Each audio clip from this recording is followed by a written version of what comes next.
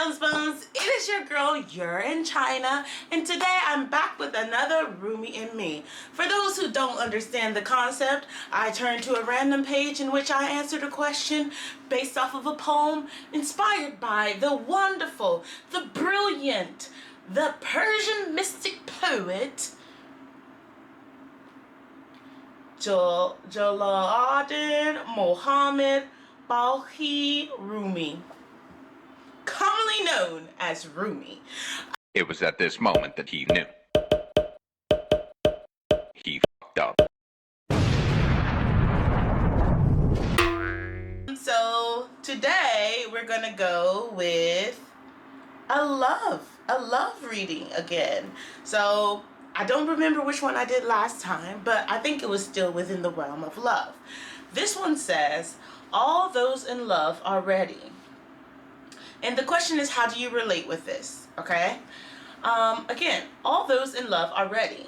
All those in love are ready to lose both worlds in one stroke. Let go of 100 years of life in one day. Travel 1,000 miles to experience a moment and lose 1,000 lives for the sake of one heart. So I wrote my response to this back in 2021. So right now it's 2025. Oh my gosh. But I responded that I relate to this poem as, lately I have been hurt because people make me feel like I'm not good enough for my ex-husband. To read this poem is to remind me that to remember that I did not marry my ex-husband's family. I married my ex-husband, and through our relationship, we have grown and learned so much about ourselves. I risked so much for love, and yet I'm not alone in that journey. Oh my goodness, blast from the past.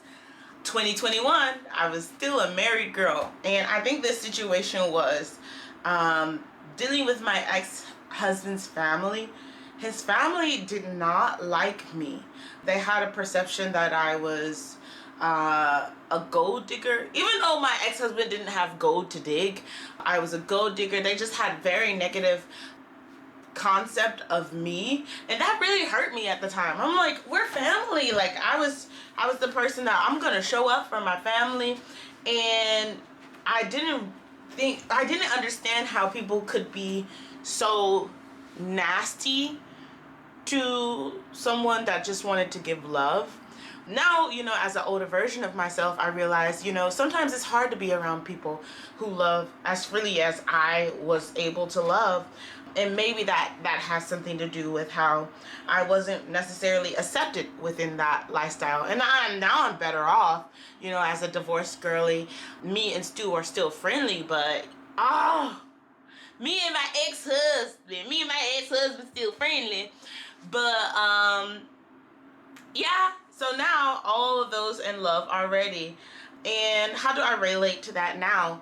I still believe that if there's love, there is power for everything.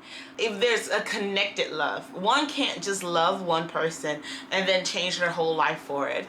And I think that as long as we are connecting on the same level of love, yes, I would let go of 100 years of life in one day.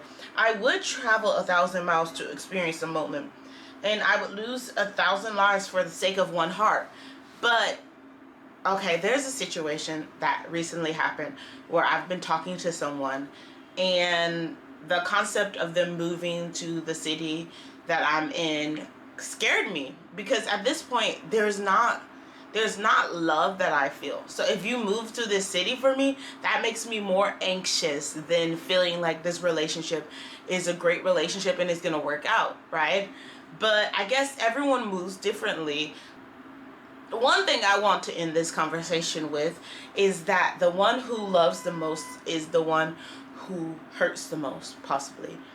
So we went all the way around the world just to say that I think love is very powerful. Love is definitely very powerful.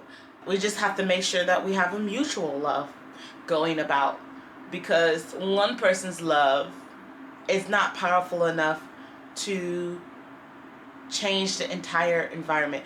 Well, just because I love you doesn't mean everything's gonna work out. And just because you love me doesn't mean everything's gonna work out.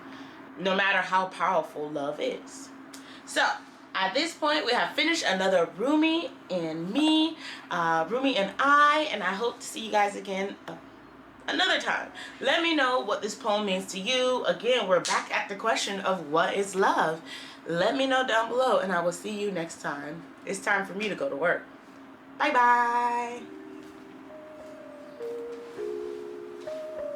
Time for work. Time for work.